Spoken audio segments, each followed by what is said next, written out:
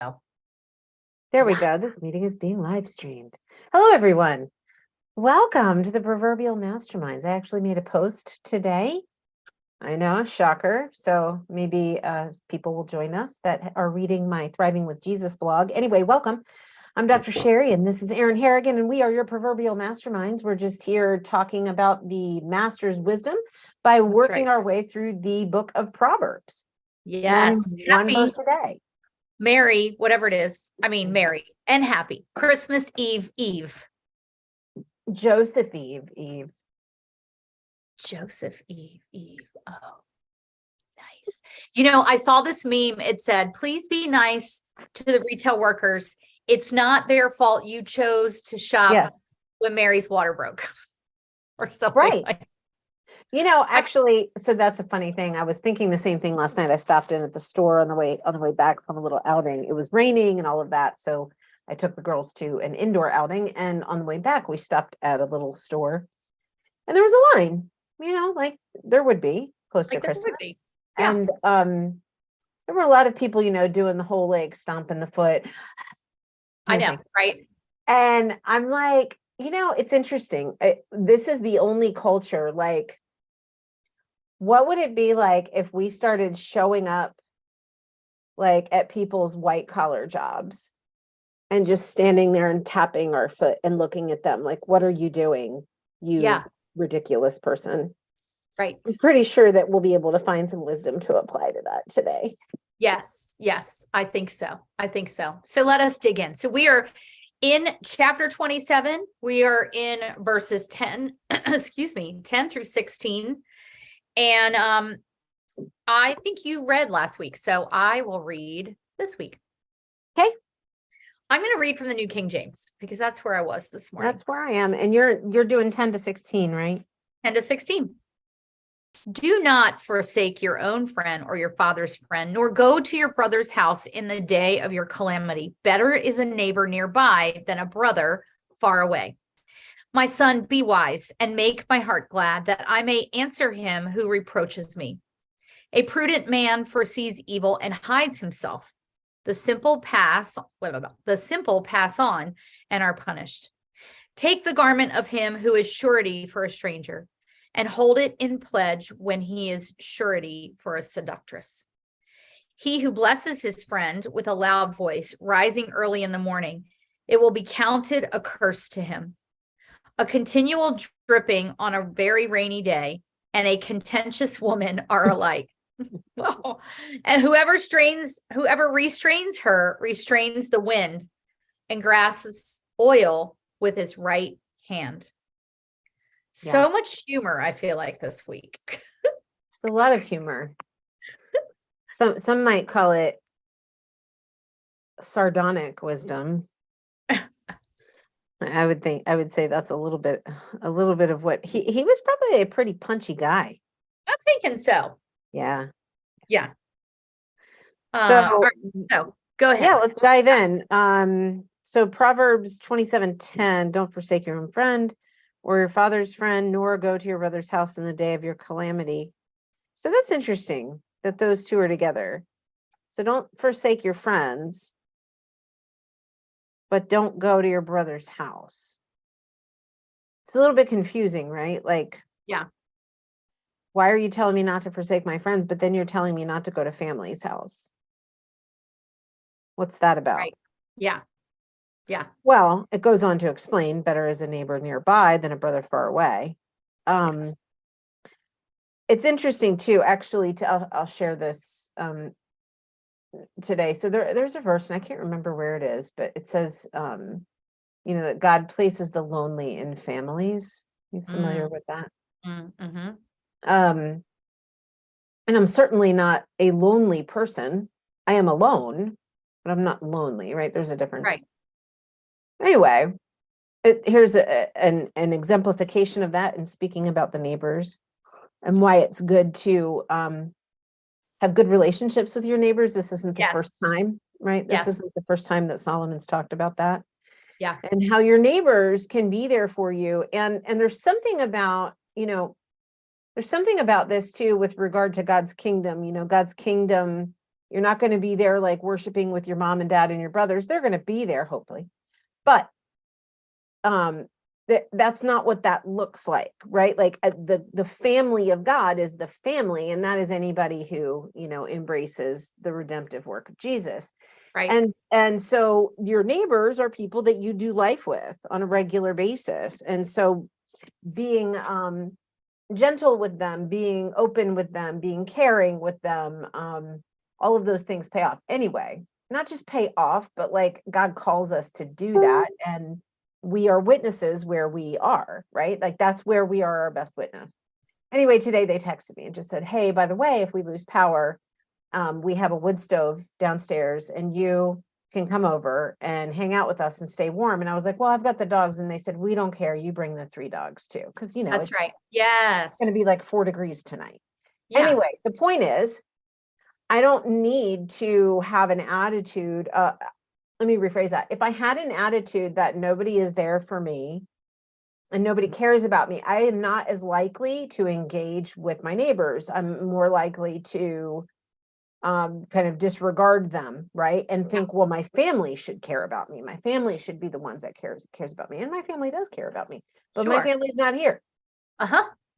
Right. So anyway, that just happened today, even though I read that verse 7 days ago. I reviewed it this morning, but I thought that was a good kind of understanding of why it would be good to have a neighbor nearby than a brother far away. Yeah, for sure. It reminds me when we lived in Arizona for 4 years, all of our family was back east except for my in-laws. But I mean, they were busy. They're retired. They traveled all the time, right? Thank goodness we established friendships in the neighborhood, right? Yeah. Because things like that, or, getting the kids on and off the bus, or, whatever. And I think it's so important that we, like, yes, your family is there, but it's about, to me, this is also about the caring for others as well. So yeah. Yep. All right. So in 11, in the Passion Translation, it says, my son, when you walk in wisdom, my heart is filled with gladness. For the way you live is proof that I have not taught you in vain. As a parent of adult children, this verse so speaks to me, because when I see them adulting, when I see them in their wisdom, when I see them even in the moments where they've made, thankfully, not a dangerous decision, but not a great decision, and then they think through it out loud and kind of come to the place where they realize what they would do differently. It's in those moments that I think, okay, I've done my job as a parent because I've taught them to be productive citizens of the world, right? Even though my daughters are not followers of Christ, and in fact, one of them doesn't even believe in God, so pray for her. I have these moments where I see things happen and I'm able to say, you should pray over that, or like, this is the kind of thing that God does, you know what I mean? So I can imagine, and throughout his word, Solomon, throughout Proverbs, he reminds it as he's speaking to his son of how when he walks that way, it makes him glad. Yeah. And how I imagine too, how that, where is that says, like, may my life be a pleasing aroma, may you delight, or my worship be a pleasing aroma. I can't remember exactly what the verse says, but the Lord delights it. Now, the Lord doesn't have to answer to anyone, right? Okay, about us. But he does delight in our delight in him. Yes. Right. Yes. And when children follow in the way that their parents have taught them, they are delighting in the ways that their parents taught them. Right. Yes, for sure. I know delight is kind of like an archaic word, but that's what we're doing. Yeah. Right. We're finding that way pleasing to us. And so I like that second part where it says that I may answer him who reproaches me. Yes. And I think this is interesting, something that a lot of parents, and I'm sure you've experienced too, but was talking with one of my thought coaching clients, and she was saying how she, has a lot of mom guilt because, she's like, if I had done this differently, would she had made different decisions or blah, blah, blah, Sure. Yeah. And so I think this addresses that, is that the parent has a desire for their child to not be successful, but to be successful in their happiness, in their decisions, in their what wisdom, in their wise pursuit of things, not like with money and possessions and stuff. That's not what I Sure. mean by successful, but they want Well, them to in their feel, walk of life. yes, they want them to feel successful in life, Sure. Yeah. Yeah. and I think Solomon knew that, and so it's also at some point, it's not at some point, it's from the beginning of time, they're going to make their own decisions. Yes. And you have to allow them to make their own mistakes. Yeah. Yeah, for sure. It's tough, man. This parenting adult children, it's like a whole different world. Okay. In the Passion, the 12 says, a wise, shrewd person discerns the danger ahead and prepares himself.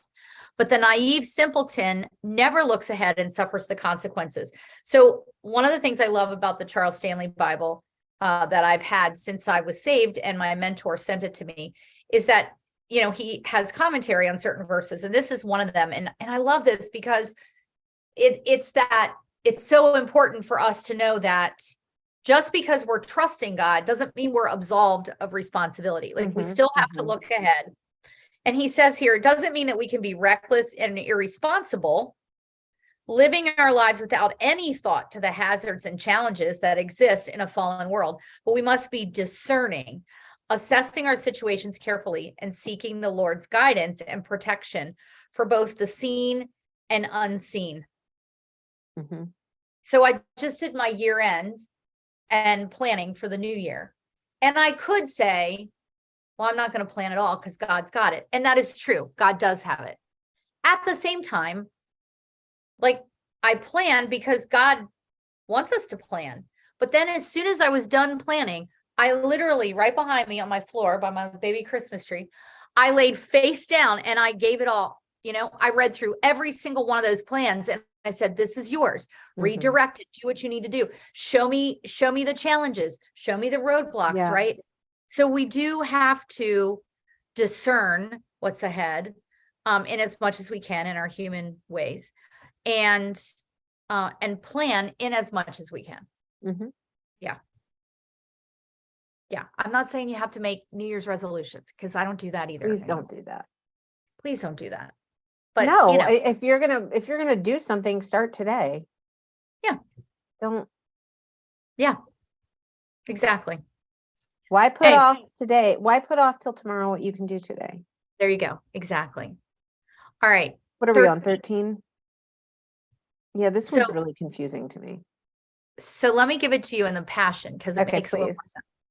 Cosign for one you barely know, and you will pay a great price. So surety is like insuring, like the security of a loan, right? Or something like that. This cracks me up though. Anyone stupid enough to guarantee the loan of another deserves to have his property seized in payment. Okay, say it one more time. Sure. Cosign for one you barely know, and you will pay a great price. So in other words, don't cosign, don't provide, don't put up your security for someone that you barely know. And then it says, anyone stupid enough to guarantee the loan of another deserves to have his property seized in payment. Okay. So be wise. I believe this is saying, be wise in what you're putting yourself, your security, etc., on the line for. Yeah. I guess it's happening a lot. What's that? I said, I guess it was happening a lot back then. So Solomon was like, son, listen, don't cosign for people. Well, and it still does, right? I mean, we have, for sure. We have foreclosures, repossessions, but I think this goes deeper than that, right? Like with regard to just really be careful what you put your trust in. For sure. And who you put your trust in. That's right. Yeah. Don't give um your well-being, your satisfaction, your hope, don't put it in a person at all, Yes, exactly. because you'll The get world disappointed cannot every time. provide that for you. Mm-mm, mm-mm. Mm. No, You'd no, be no. stupid. Well, here, I mean, because you're going to be let down every time. Yeah, You know how I know that? Because I let myself down. totally. Yeah. And I'm a person. I'm a pretty Yeah. good person, I like to think, but what does that even mean, good person? I'm a kind Right. person, but and I mean well and I want to help, but I let myself down, right? So this is what we do because we're human. Don't trust in humans, Even yourself. even Do not lean yourself. on your own understanding. We learned that back in Proverbs 3. That's right. And didn't we learn somewhere else about speaking of actual financial things like that, like loan it and expect that it's a gift. Yes. Don't expect it to be repaid. Don't expect it to be repaid, right? Yes, we did read about that. Yeah. For sure. Okay. What you got for 14? He who blesses his friend with a this reminds me of a Friends episode. He who blesses his friend with a loud voice rising early in the morning, it will be counted a curse to him. So there was a Friends episode where one of the neighbors would open the window of the apartment like nearby in the high rise, and they would sing good morning, good morning, good morning, like, so it was this lovely kind of happy thing, but they despised him, right? Yeah. Because they didn't want to be up that early. Right. That's what that means. Yeah. I love in the Passion, it says, do you think you're blessing your neighbors when you sing at the top of your lungs early in the morning? Right. Do you think that's a blessing? No, it's not. It's not. It's also like, where did we just recently read about, we read about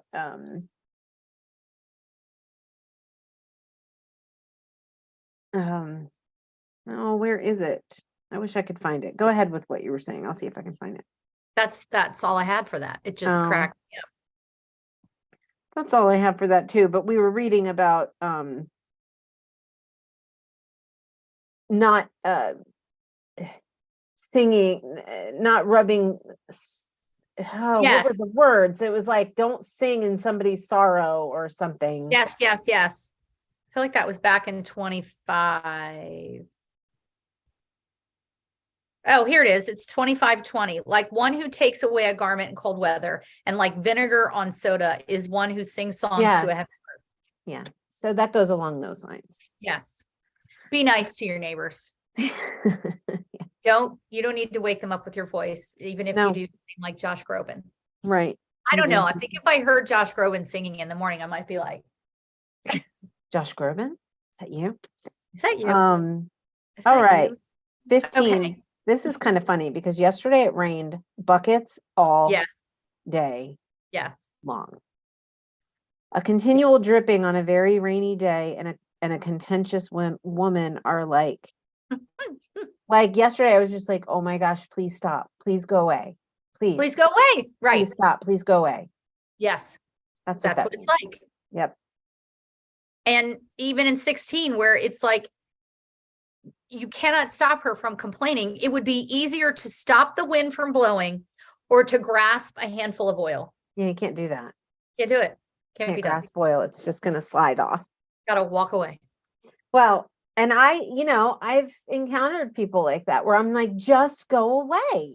Yes. Because all they want to do is just be nasty, just be mean, just be contentious, be cantankerous, whatever it is. And it's like, it's not funny. Go away. Go away. Last night we've been watching reruns of the West Wing. Mm-hmm. And we're into like almost the last season. And there was a point where the president is talking to the first lady, and the first lady is like nagging him about his health because he has the MS and whatever. And he finally says, like, it was the nicest way to tell her to shut up. He was like, he said something like, could we just have a moment? He didn't say a moment of silence, but like, could we just silently acknowledge the blah, blah, blah that we're grateful for? And Brian said, well, that was a really nice way to tell her to shut the up. Right. Right. So yeah, Oh be my wise, love your friends, make plans. Don't wake your neighbors up singing, and don't put your security in other people, Right. and know that you can't stop a complaining woman. You just gotta Leave. And if the other person won't leave, then you leave. Right. Exactly. Yeah. So there you go. That's what we got for you these That's- days, friends. That's what we got for you today.